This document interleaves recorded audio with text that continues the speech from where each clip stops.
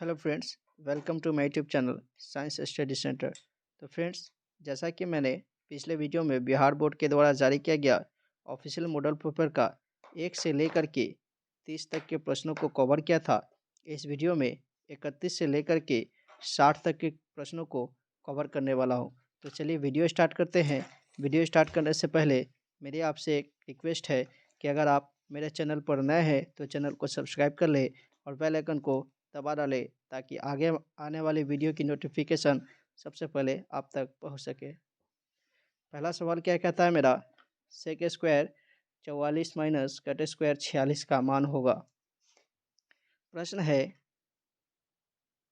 सेक square 44 degree minus cot square 46 degree का value पूछ रहा है। तो आप कॉट स्क्वायर को सेक स्क्वायर 90 माइनस थीटा पे जब आप कॉट स्क्वायर 90 माइनस थीटा पे जब चेंज कीजिएगा तो आपका जो फार्मूला पढ़ा होगा आपने कि टेन थीटा होता है, यानी कॉट 90 माइनस 44 आप इसे लिख सकते हैं।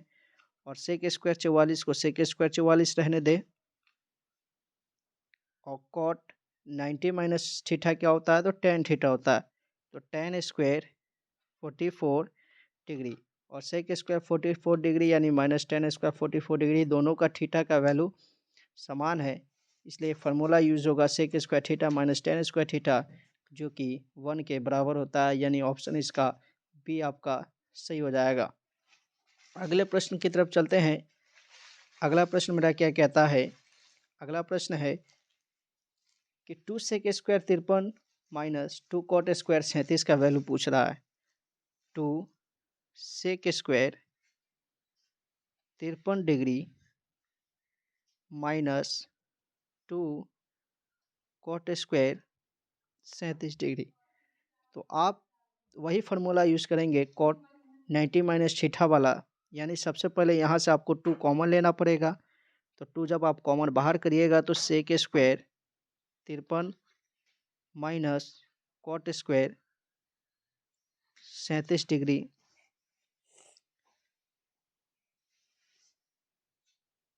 सेक कॉट स्क्वायर 37 डिग्री और कॉट स्क्वायर 37 डिग्री को 10 में चेंज करेंगे, यानी लिखेंगे sec square 53 degree minus cot square 37 को जब आप चेंज कीजिएगा तो 10 स्क्वायर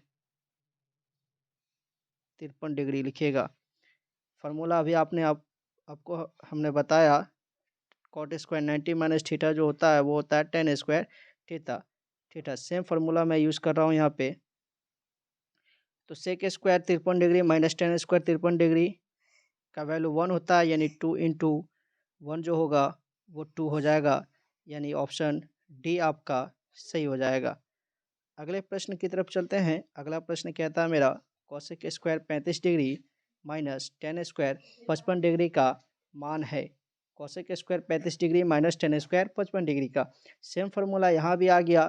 कोसेक स्क्वायर 35 डिग्री को आप चेंज कीजिएगा सेक में, यानी सबसे पहले हम प्रश्न को लिखेंगे। क्या है प्रश्न, cosec square 35 degree minus 10 square 55 degree और कोसेक स्क्वायर 35 डिग्री को सेक में चेंज कीजिएगा तो आपका हो जाएगा सेक स्क्वायर 55 डिग्री और माइनस 10 स्क्वायर 55 डिग्री। फिर से सेम फार्मूला आया और sec square theta minus 10 square theta का जो वैल्यू होता है वो कितना होता है, 1 होता है, यानी ऑप्शन इसका बी आपका सही हो जाएगा। यानी आप देख सकते हैं कि sec square theta minus 10 square theta जो फार्मूला है, इस पर कितना क्वेश्चन बिहार बोर्ड पूछता है। तो इसे आप रट करके जाइएगा और इस पर 1 या 2 प्रश्न ज़रूर देखने को मिलेंगे। आगे चलते हैं। अगला प्रश्न कहता है कि साइन थीटा बराबर कॉस थीटा हो तो थीटा का मान है। साइन थीटा बराबर कॉस थीटा हो तो थीटा का वैल्यू पूछा है। तो साइन थीटा थीटा के वैल्यू कब होता है, जब साइन थीटा कॉस थीटा के वैल्यू बराबर कब होते हैं, जब थीटा का जो वैल्यू होता है वो 45 डिग्री हो जाए। कितना डिग्री, 45 डिग्री। आपने पढ़ा होगा साइन 45 का जो वैल्यू होता है वो भी 1/√2 होता है और कॉस 45 डिग्री का जो वैल्यू होता है वो भी 1/√2 के बराबर होता है। यानी साइन 45 और कॉस 45 आपस में बराबर होते हैं, यानी ऑप्शन सी आपका बिल्कुल सही हो जाएगा।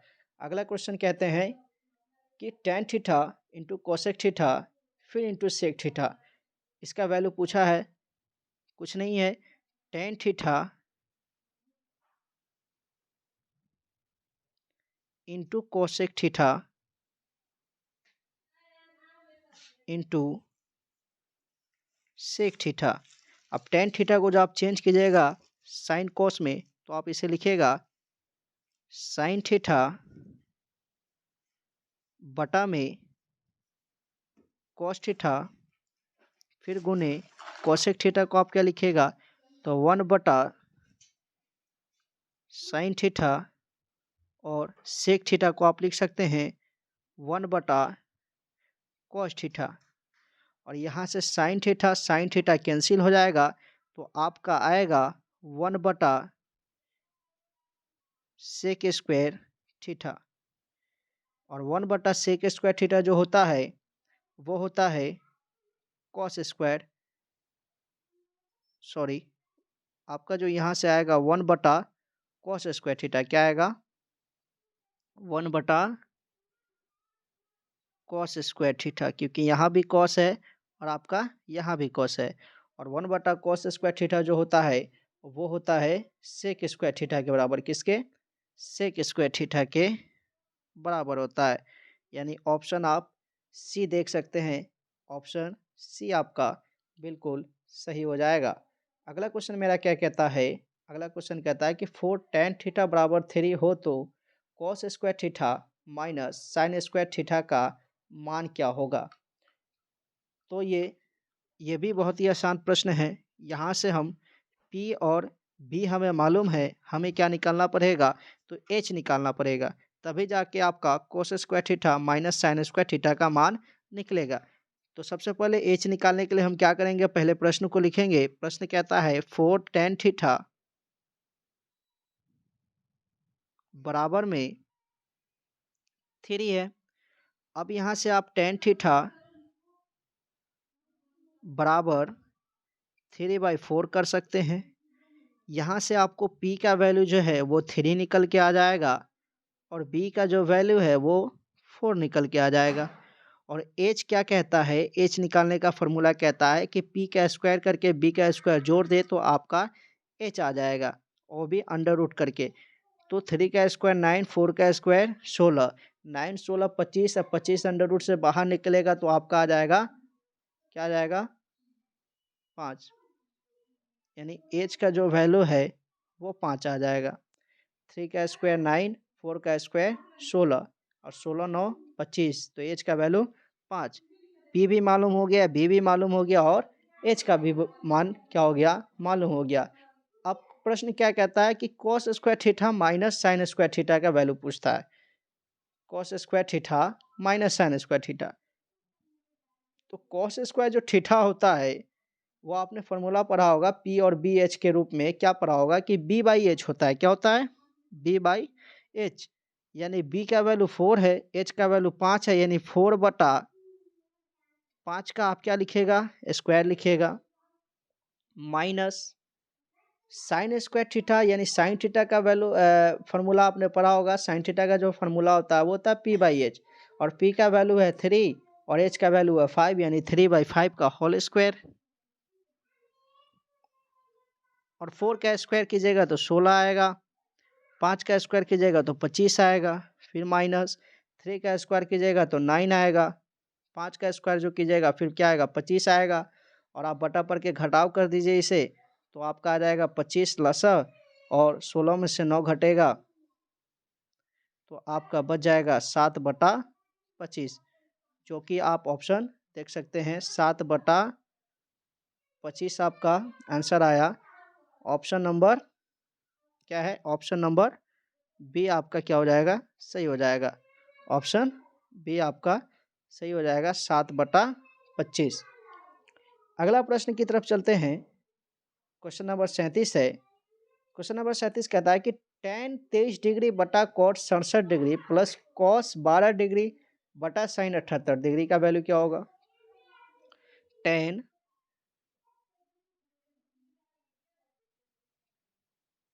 23 डिग्री बटा में cot 67 degree plus cos 12 degree बटा में साइन 78 डिग्री और tan 23 degree cot 67 degree. Cot को आप जब टेन में चेंज कीजिएगा तो आप लिख सकते हैं टेन 23 को टेन 23 रहने दीजिए, और कॉट को जब आप चेंज कीजिएगा कॉट 90 माइनस थीटा पर, तो आपका ये हो जाएगा टेन 23 डिग्री, है ना, प्लस कॉस 12 डिग्री है। चाहे तो आप इसे साइन में चेंज कर ले, चाहे साइन 78 डिग्री को आप चाहे तो कॉस में चेंज कर ले। तो हम चाहते हैं कि कॉस 12 को ही चेंज कर देते। कॉस 12 को साइन में जब आप चेंज कीजिएगा तो आपने फार्मूला पढ़ा होगा कि कॉस 90 माइनस थीटा जो होता है वो क्या होता है, साइन थीटा होता है। यानी आप इसे क्या लिख सकते हैं, तो आप इसे लिख सकते हैं आप इसे लिख सकते हैं कॉस साइन 78 डिग्री, इसे कॉस 12 को, और साइन 78 तो नीचे साइन 78 है ही, समझ रहे हैं, साइन 78 डिग्री। और यहाँ भी टेन 23 डिग्री ऊपर टेन 23 डिग्री नीचे, ये कट जाएगा। साइन 78 डिग्री ऊपर साइन 78 डिग्री नीचे, ये कट जाएगा। यानी आपका क्या आया, 1 + 1 1 + 1 बराबर कितना हो जाएगा, तो 2 हो जाएगा, जो कि ऑप्शन आपका सी आपका क्या हो जाएगा, सही हो जाएगा। ऑप्शन नंबर सी सही हो जाएगा। अगले प्रश्न की तरफ चलते हैं। अगला प्रश्न मेरा कहता है 38 नंबर की दो सिक्कों की उछाल में संभव परिणामों की संख्या है। दो सिक्कों को जब उछाला जाता है तो आपने फार्मूला पढ़ा होगा, चाहे आपने प्रायिकता में पढ़ा होगा कि जब दो सिक्कों को उछाला जाता है तो कुल संभव परिणाम जो आते हैं वो आते हैं 4। कितने आते हैं, 4। कौन कौन से आते हैं, ऑप्शन बी इसका सही हो जाएगा, 4। दो सिक्कों को जब आप उछालिएगा तो हेड आएगा, टेल हेड आएगा, फिर हेड टेल आएगा, या टेल आएगा। यानी कुल संभव परिणाम कितने हैं यहाँ पे, तो कुल संभव परिणाम है 4। कितने हैं, 4। अगले प्रश्न की तरफ चलते हैं। अगला प्रश्न क्या कहता है कि एक पासे को फेंकने पर अंक 6 नहीं आने की प्रायिकता क्या है। तो अंक 6 नहीं आने की प्रायिकता पूछा जा रहा है। तो यानी एक पासे को जो आप फेंकेगा तो आपके पास जो कुल संभव परिणाम होंगे वो हो सकते हैं 1 हो सकते हैं, 2 हो सकते हैं, 3 हो सकते हैं, 4 हो सकते हैं, 5 हो सकते हैं, 6 हो सकते हैं। और 6 नहीं आने की प्रायिकता पूछा गया है, यानी 6 को छोड़ करके ये सभी क्या हो जाएंगे, 1 2 3 4 5 ये सभी आएंगे। यानी अनुकूल परिणामों की संख्या आपका 1 2 3 4 5 हो गया। और कुल संभव परिणाम की संख्या कितनी है, आपने फॉर्मूला पढ़ा होगा, पीई बराबर NE बटा NS। तो NE का जो वैल्यू है 6 नहीं आने की प्रायिकता पूछा है, तो 6 को छोड़ दे और बाकी ये जो भी दिख रहा है यही इसी में से कोई आएगा। यानी अनुकूल परिणामों की संख्या 5 है और कुल संभव परिणाम कितने हैं, 6 हैं। यानी 5 बटा क्या हो जाएगा, इसका ऑप्शन सी सही हो जाएगा, 5/6, 5/6। आगे प्रश्न की तरफ चलते हैं। बहुत ही आसान प्रश्न था। अगला प्रश्न भी कहता है प्रायिकता से ही है कि पीई बराबर 0.07 हो तो पीई डैश बराबर क्या होगा। पीई का वैल्यू दिया है 0.07 और आपसे पूछा है पीई डैश। तो आपने फॉर्मूला पढ़ा होगा कि पीई प्लस पीई डैश वो किसके बराबर होता है, तो 1 के बराबर होता है। पीई का वैल्यू दिया है, कितना दिया है भाई, 0.07 और आपसे पीई डैश पूछा है तो पीई डैश ही लिखें, बराबर में 1। और 0.07 को जब आप इधर भेजेंगे तो 1 में से क्या करना पड़ेगा आपको, 0.07 को माइनस करना पड़ेगा। क्या करना पड़ेगा, 0.07 को माइनस करना पड़ेगा। यानी 1 में से 0.07 को आप माइनस कीजिएगा तो 10 में से 7 गया 3 और 9 में से 0 गया 9 और यह आपका बच जाएगा 0 यानी 0.93। ऑप्शन ए आपका बिल्कुल सही हो जाएगा। अगला प्रश्न की तरफ चलते हैं। अगला प्रश्न कहता है, मेरा प्रश्न है 41 नंबर कि एक थैले में 4 सफ़ेद, 6 लाल, 7 काली और 3 नीली गेंदें हैं। एक गेंद यदृच्छा निकाली जाती है, इसके सफ़ेद होने की प्रायिकता क्या है? तो सफ़ेद होने की प्रायिकता पूछा है। पहले आप गिन लीजिए कि टोटल गेंद कितने हैं। तो जैसा कि आप देख रहे होंगे 4 सफ़ेद, 6 लाल, 7 काली, 3 नीली, यानी 4, 6, 7, 3, 7 3 10, 6 4 10, यानी कुल संभव परिणाम आपके पास 20 है ना। अनुकूल क्या है? तो सफ़ेद होने की प्रायिकता पूछा है, तो सफ़ेद गेंद कितनी है? तो 4 सफ़ेद है, यानी NE का जो वैल्यू है वो कितना है? तो NE का वैल्यू 4 है। NS जो होता है वो कुल संभव परिणाम होता है, तो NS का जो वैल्यू है 20 है।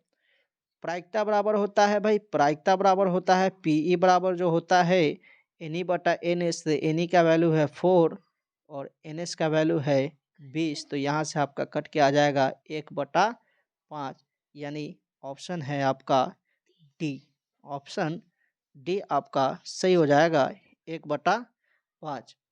अगले प्रश्न की तरफ चलते हैं। अगला प्रश्न क्या कहता है? सभी प्रश्न इंपॉर्टेंट है एग्ज़ाम के लिहाज से, क्योंकि बिहार बोर्ड अक्सर होता है कि हमेशा मॉडल पेपर से 1 से क्या 2 से 3 10 4 जितने सवाल वो अपने हिसाब से बोर्ड एग्ज़ाम में पूछ ही देते हैं। तो सभी प्रश्नों को ध्यानपूर्वक देखें और सभी प्रश्नों का प्रैक्टिस भी करते रहें मॉडल पेपर का। और भी बहुत सारे मॉडल पेपर हैं मार्केट में, वहाँ से मैं अगली वीडियो में लेकर के आऊँगा और मैं आपके लिए प्रैक्टिस करवाता रहूँगा, ताकि आपके एग्ज़ाम की तैयारी और बेहतर हो जाए। प्रश्न क्या कहता है मेरा कि यदि साइन थीटा बराबर A/B है तो कॉस थीटा बराबर क्या होगा? साइन थीटा बराबर A/B है तो कॉस थीटा का वैल्यू पूछा है। तो फिर वही फॉर्मूला लगेगा, साइन थीटा A/B क्या है? Sine theta A/B। तो साइन थीटा जो होता है PH के रूप में आपका आपने इसका फॉर्मूला पढ़ा होगा कि साइन थीटा का जो फॉर्मूला होता है वो होता है P/H। क्या होता है? P/H, यानी P का आपका वैल्यू क्या है? वो A है और H का वैल्यू क्या है? तो H का वैल्यू B है। तो आपके पास जो नहीं मालूम है वो नहीं मालूम है, B नहीं मालूम है, तो B निकालने के लिए आपने फॉर्मूला एक पढ़ा होगा कि H के स्क्वायर करके P के स्क्वायर को घटा देते हैं तो B निकल जाता है, यानी यहाँ से जो B आने वाला है वो √B² माइनस A² आएगा। सही है।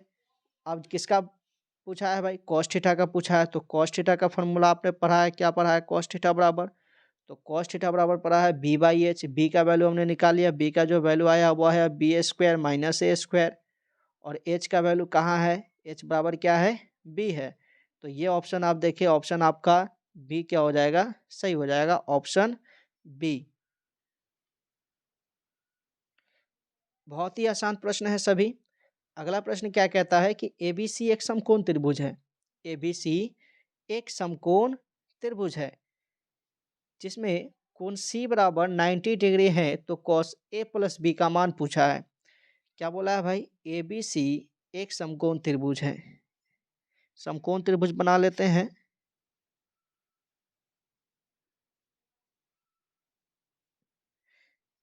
इसका जो वैल्यू है क्या है? समकोण है, यानी 90 डिग्री है। अब आपने पढ़ा होगा कि जब एक कोण समकोण होता है तो ये जो दो कोण होते हैं ये क्या हो जाते हैं? न्यून कोण हो जाते हैं, यानी इसका भी वैल्यू क्या हो जाता है? 45 डिग्री, और इसका भी वैल्यू क्या हो जाता है? 45 डिग्री, है ना। यहाँ पे है A और यहाँ पे है C और यहाँ पे है B, यानी कोण C 90 डिग्री, कोण C 90 डिग्री, तो आपका कोण A क्या हो जाएगा? कोण A भी 45 डिग्री और कोण B भी क्या हो जाएगा? 45 डिग्री।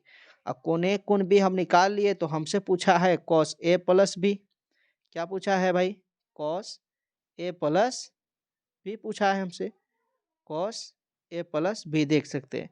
तो ए का वैल्यू हमने निकाला, ए का जो वैल्यू आया 45 डिग्री, कोण बी का जो वैल्यू निकाला वो भी 45 डिग्री आएगा। कैसे आया देखा आपने कि जब एक कोण समकोण होता है तो उसके दो कोण जो होते हैं वो क्या हो जाते हैं, न्यून कोण हो जाते हैं, यानी 45 डिग्री हो जाते हैं। तो cos A plus B, A plus B, अब कॉस ए का वैल्यू हमने निकाला कितना, 45, और बी का जो वैल्यू निकाला वो कितना आया, तो वो भी 45 आया, यानी कॉस 90 डिग्री, है ना। और कॉस 90 डिग्री का जो वैल्यू होता है तो वो कितना होता है, तो कॉस 90 डिग्री का जो वैल्यू होता है वो होता है 0, यानी ऑप्शन आपका क्या हो जाएगा, ऑप्शन ए सही हो जाएगा।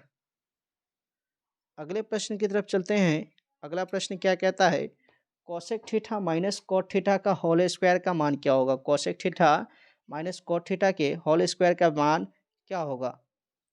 तो ये जो प्रश्न है आप इसे देख सकते हैं, ये हमेशा क्या होता था, ये हमेशा आपके 5 नंबर में पूछा जाता था। ये प्रश्न कितने नंबर में, ये प्रश्न हमेशा 5 अंक का होता था, 5 अंक का। और इस बार मॉडल पेपर में इसे कितने नंबर में पूछा है, तो 1 नंबर में पूछा है। तो समझ सकते हैं कि ये इस बार मॉडल पेपर क्या करने वाला है। तो इसका जो आंसर आता है वो आता है ऑप्शन बी, यानी 1 माइनस कॉस थीटा बटा में 1 प्लस कॉस थीटा। जब आप इसे बनाने जाएंगे तो ये काफ़ी लंबा बनेगा। डायरेक्ट आप इसका आंसर याद रखें, 1 माइनस कॉस थीटा बटा 1 प्लस कॉस थीटा। तो इसका जो सही जवाब होगा वो होगा ऑप्शन बी। अगले प्रश्न की तरफ चलते हैं। अगला प्रश्न मेरा क्या कहता है, अगला प्रश्न है कि cos 60 degree into cos 30 degree और minus sine 60 degree into sine 30 degree का मान क्या होगा। तो ये मान सारणी से सवाल है, तो यहाँ पे आपको क्या करना पड़ेगा, मान बैठाना पड़ेगा। यानी cos 60 डिग्री का कितना मान होता है, तो cos 60 डिग्री का जो मान होता है वो होता है 1/2। और cos 30 डिग्री का कितना होता है, तो cos 30 डिग्री का होता है √3/2, माइनस साइन 60 डिग्री का कितना होता है, साइन 60 डिग्री का होता है √3/2, इंटू साइन 30 डिग्री का क्या होता है, तो साइन 30 डिग्री का होता है 1/2, और √3 इंटू 1 यानी √3 बटा में 4, माइनस √3 इंटू 1 क्या हो जाएगा, √3 बटा में 4, और √3/4, √3/4 ये घट के क्या आ गया भाई, तो ये 0 आ गया। यहाँ से आपका ऑप्शन ए आपका सही हो जाएगा। बहुत ही आसान प्रश्न है। अगला क्वेश्चन मेरा कहता है कि एक मीनार से 100 मीटर दूर स्थित बिंदु पर मीनार का उन्नयन कोण 60 डिग्री है। तो मीनार की ऊंचाई है, आपको एक फिगर बनाना पड़ेगा। ये हाइट एंड डिस्टेंस का सवाल है। क्या है, एक मीनार से 100 मीटर दूर स्थित एक मीनार है भाई, 100 मीटर दूर स्थित, यहाँ से यहाँ तक की 100 दूरी है, और यहाँ पे जो उन्नयन कोण बन रहा है वो कितने डिग्री का बन रहा है, तो 60 डिग्री का बन रहा है। और इसकी जो यहाँ से मान लेते हैं ये ए है, ये बी है और ये सी है, तो जो यहाँ से यहाँ तक की जो दूरी है वो कितना है भाई, तो वो है आपका कितना, 100 मीटर। कितना, 100 मीटर। और आपसे जो पूछ रहा है ए बी का वैल्यू पूछ रहा है, यानी मान लेते हैं जो मीनार है आपका क्या है, ए बी है। तो आपने फॉर्मूला पढ़ा होगा कि tan p/b, यहाँ पे कौन सा फॉर्मूला यूज होगा, p/b का। तो tan 60 डिग्री थीटा के जगह पे 60 डिग्री होगा, और p/b यानी p आपका लंब कोण है, तो मीनार है ए बी, और बी सी का वैल्यू क्या है, 100 है। और tan 60 डिग्री का आपने डायरेक्ट मान सारणी में मान पढ़ा होगा कि tan 60 का मान होता है √3, और ए बी बटा में 100। तो यहाँ से जब आप ए बी निकालिएगा तो आपका क्या आ जाएगा, 100 √3। और ये भी प्रश्न अच्छे हैं, इसे भी प्रश्न ये जो प्रश्न है सब्जेक्टिव में पूछे जाते थे, फिर से क्या हुआ कि इस बार मॉडल पेपर ऑब्जेक्टिव में पूछा है। तो ध्यानपूर्वक इसे याद रखिएगा, हो सकता है कि इसे क्या डाल दे, इसे सब्जेक्टिव में डाल दे, क्योंकि प्रश्न रिपीट तो करता ही है बिहार बोर्ड, है ना, तो कुछ नहीं कहा जा सकता। अगला प्रश्न क्या कहता है मेरा कि यदि अल्फा बराबर बीटा बराबर 45 डिग्री तो साइन अल्फा प्लस बीटा का मान कितना होगा। यदि अल्फा बराबर बीटा बराबर 45 डिग्री तो साइन अल्फा प्लस बीटा का मान क्या होगा। तो अल्फा के मान भी 45, बीटा का मान भी 45, यानी साइन 45 प्लस 45 और साइन 45 प्लस 45 यानी साइन 45 आपका क्या हो जाएगा, 90 हो जाएगा। और साइन 90 का जो मान होता है वो होता है आपका 1, है ना। तो साइन 90 का मान होता है 1, यानी ऑप्शन बी आपका सही हो जाएगा।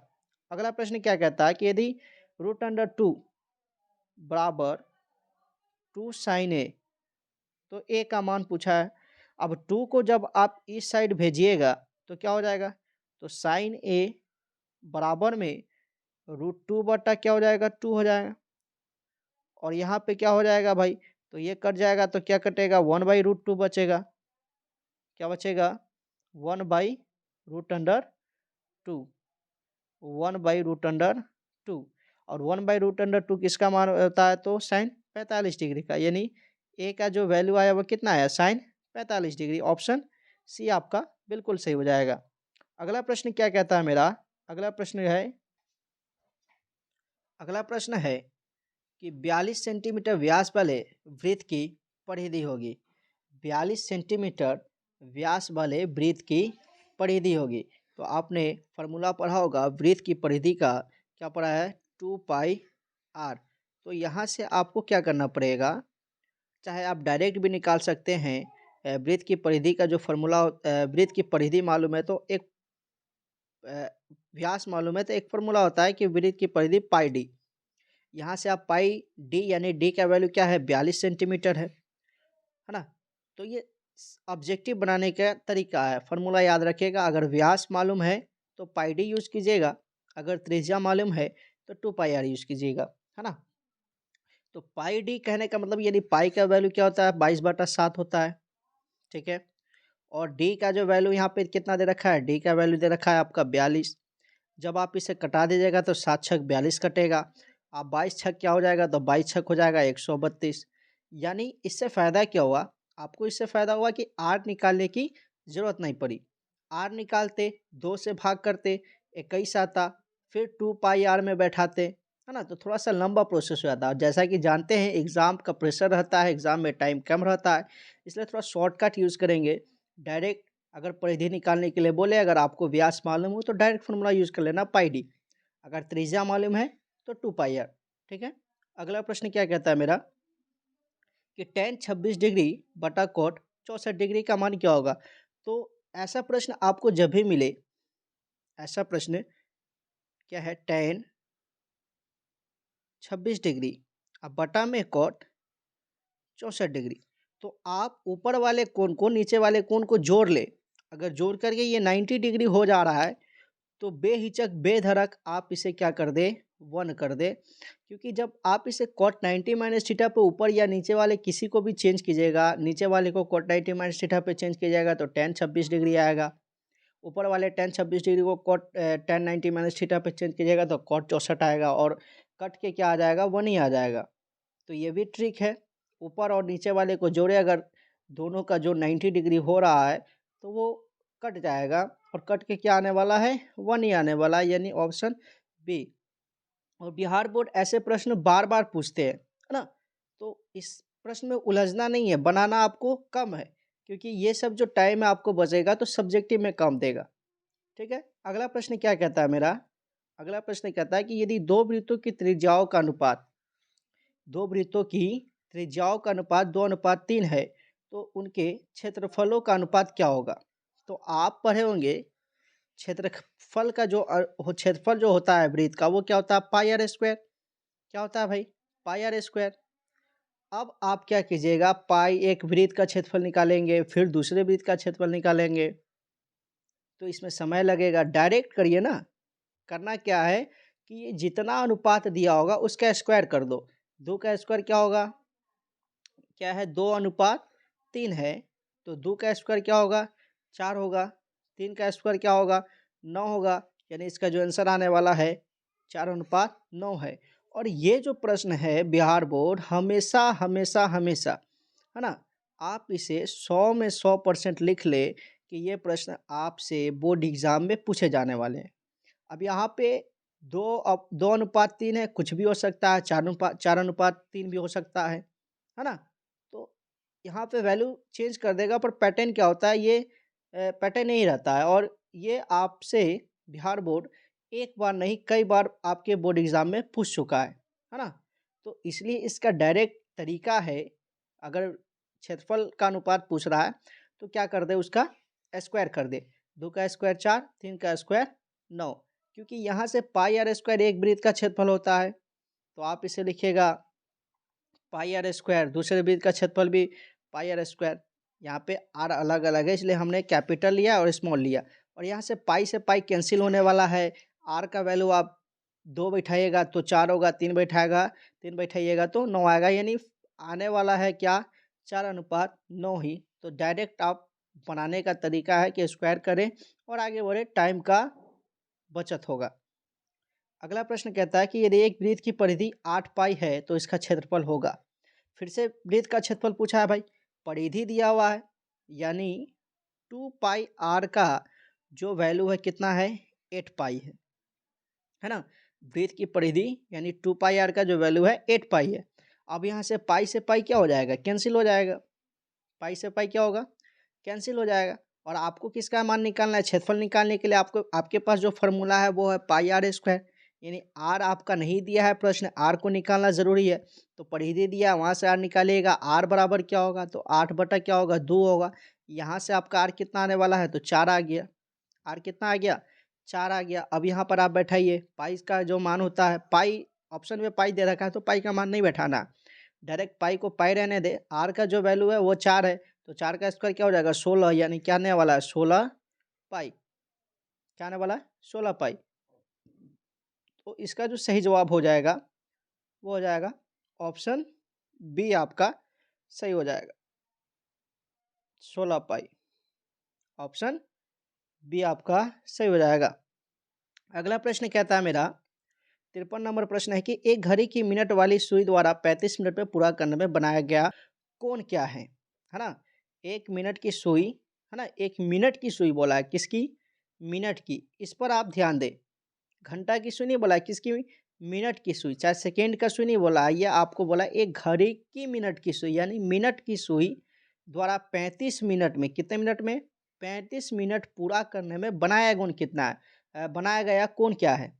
तो आपको हम बता दें कि एक जो मिनट की सुई होती है, 1 मिनट में 6 डिग्री का कोण बनाती है। कितने डिग्री का? 6 डिग्री का। और आपसे क्या पूछ रहा है?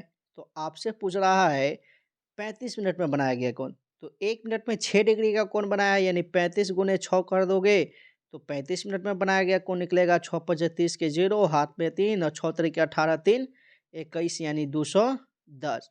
यानी आपका ऑप्शन डी आपका क्या हो जाएगा?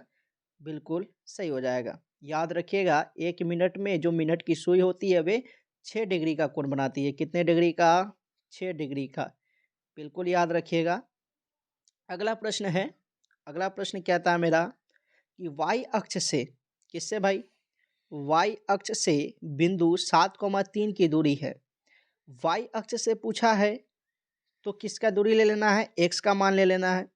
वाई अक्ष से अगर पूछे तो एक्स का मान ले लेना है, यानी आपका ये ऑप्शन बी आपका बिल्कुल सही हो जाएगा। और ऐसे भी प्रश्न आपके बोर्ड एग्जाम में कई बार पूछे गए हैं, तो इसे भी आप ध्यानपूर्वक याद रखिएगा। ये वाई अक्ष से पूछा है, हो सकता है कि एक्स अक्ष से पूछ दे। किससे? एक्स अक्ष से। और एक्स अक्ष से पूछेगा तो वाई का मान ले लीजिएगा। एक्स अक्ष से पूछता है तो 3 हो जाता है आंसर, और वाई अक्ष से पूछा है तो हम एक्स का मान लेंगे यानी 7। तो जिससे दूरी पूछे, अगर एक्स अक्ष से दूरी पूछ रहा है तो वाई का निर्देशांक आंसर होगा, ठीक है। अगर वाई अक्ष से पूछ रहा है तो बी का जो निर्देशांक है वो आंसर होगा आपका। तो यहाँ पर आपसे जो प्रश्न पूछा गया कि y अक्ष से बिंदु 7,3, तो 7,3 में x का मान क्या है 7, तो 7 क्या हो जाएगा, आंसर हो जाएगा आपका। ये भी ट्रिक है याद रखने का, बनाने से अच्छा है कि आप इसे याद रखें। y अक्ष से पूछे तो x का वैल्यू और x अक्ष से पूछे तो y का वैल्यू। अगला प्रश्न मेरा कहता है, प्रश्न 54 है। प्रश्न 54 क्या कहता है, थोड़ा सा यहाँ पे नंबरिंग में थोड़ा सा दिक्कत होगा। यहाँ पे आप देख रहे होंगे प्रश्न 55 और यहाँ पे आपका आ गया है प्रश्न 54, तो कोई नहीं, बाद में हम लोग देख लेते हैं। कि यहाँ से पूछा है कि बिंदु 2,-5 किस चतुर्थांश में स्थित है। और चतुर्थांश वाला जो है निर्देशांक ज्यामिति से ये प्रश्न हमेशा पूछते हैं, तो याद रखिएगा चतुर्थांश 2,-5, इस साइड जो होता है वो क्या होता है, प्लस प्लस होता है। क्या होता है, प्लस और प्लस होता है। और इस साइड में क्या होता है, तो माइनस कॉमा प्लस होता है। और यहाँ पे क्या होता है, तो यहाँ पे होता है आपका माइनस कॉमा माइनस। और इस साइड क्या होता है, तो इधर y का जो मान होता है वो माइनस होता है, सॉरी y का जो मान होता है वो क्या होता है, y का मान माइनस होता है। और x का जो मान होता है वो प्लस होता है, यानी प्लस कॉमा माइनस। तो यहाँ पे आपको क्या देखना है, मान नहीं देखना, आपको चिन्ह देखना है। यहाँ पे क्या है कि x का जो मान है वो कितना है, 2 है। y का जो मान है वो कितना है, -5 है। यानी x का मान किस चीज़ में है, तो प्लस में है। किस में है, प्लस में। y का किस चीज़ में मान है, तो y का मान आपका माइनस में है। तो आपका यहाँ पे क्या है, प्लस कॉमा माइनस, किस क्या है, प्लस कॉमा माइनस। जो कि आप किस चतुर्थांश में देख रहे हैं, चतुर्थ चतुर्थांश। इसके कहते हैं फोर्थ कोऑर्डिनेट। क्या कहते हैं, फोर्थ, है ना। यानी चतुर्थ चतुर्थांश आपका ये आंसर हो जाएगा। ऑप्शन डी आपका क्या हो जाएगा, बिल्कुल सही हो जाएगा। इससे भी प्रश्न कई बार पूछते हैं, है ना, याद रखिएगा। पहला में जो होता है प्लस कॉमा प्लस होता है, दूसरा में माइनस कॉमा प्लस होता है, तीसरा में माइनस कॉमा माइनस होता है, चौथा में क्या होता है, प्लस कॉमा माइनस होता है। इस पैटर्न पे भी काफ़ी बार क्वेश्चन पूछे गए हैं, है ना। अगला प्रश्न मेरा है, प्रश्न 56 है कि मूल बिंदु से -5,5 की दूरी क्या है। तो मूल बिंदु से आपने एक फार्मूला पढ़ा होगा कि मूल बिंदु से अगर दूरी पूछे तो उसका एक फार्मूला होता है, दूरी सूत्र, जिसको नहीं, मूल बिंदु से दूरी निकालने का एक फार्मूला क्या होता है, x x square plus y square. क्या होता है, x square plus y square. अब x का वैल्यू यहाँ पे क्या है, -5 है, तो -5 का स्क्वायर कीजिएगा 25 ही आने वाला है। y का वैल्यू क्या है, y का भी वैल्यू है 5, तो यानी 5 का स्क्वायर 25 आएगा, यानी अंडर रूट क्या आएगा आपका 50 आएगा जोड़ करके। और 50 को जब आप बाहर कीजिएगा, है ना, 50 25 25 दूना 50, यानी आपका आएगा 5√2, यानी ऑप्शन आपका बी बिल्कुल सही हो जाएगा। मूल बिंदु से भी क्वेश्चन रहता है। अगला प्रश्न कहता है कि बिंदुओं P 2,3 और Q 4,1 के बीच की दूरी है। तो ये यहाँ पे जो फार्मूला यूज होगा उसे कहते हैं हम लोग दूरी सूत्र। क्या कहते हैं, दूरी सूत्र। तो आपने जो पढ़ा होगा फार्मूला दूरी सूत्र का, वो पढ़ा होगा x2 माइनस x1 का whole square plus y2 minus y1 का होल स्क्वायर, है ना। तो यहाँ पे क्या है, x2 का मान क्या है, 4 है। x2 का मान क्या है, तो 4 है। तो 4 माइनस x1 का मान कितना है, तो x1 का मान है 2, यानी 4 माइनस 2 का होल स्क्वायर प्लस में y2 का मान कितना है, y2 का मान है 1 माइनस y1 का मान कितना है 3, इसका होल स्क्वायर बराबर 4 में से 2 गया 2, 2 का स्क्वायर आपका 4 आ जाएगा। 3 में से 1 गया -2 का स्क्वायर कीजिएगा वो भी 4 आएगा। जोड़ के अंडर रूट 8 आया। और अंडर रूट 8 को जब आप बाहर कीजिएगा तो 4 दूना 8, यानी 2√2 आपका क्या हो जाएगा, आंसर हो जाएगा, जो कि आपका ऑप्शन बी में दिख रहा है ना। ऑप्शन बी इसका भी सही हो जाएगा। 58 नंबर क्वेश्चन है कि cosec square theta into ten square theta फिर इंटू कॉस स्क्वायर थीटा, इसका वैल्यू पूछा है। तो भाई ऐसा प्रश्न जब भी हो तो डायरेक्ट उसका 1 मारो, है ना?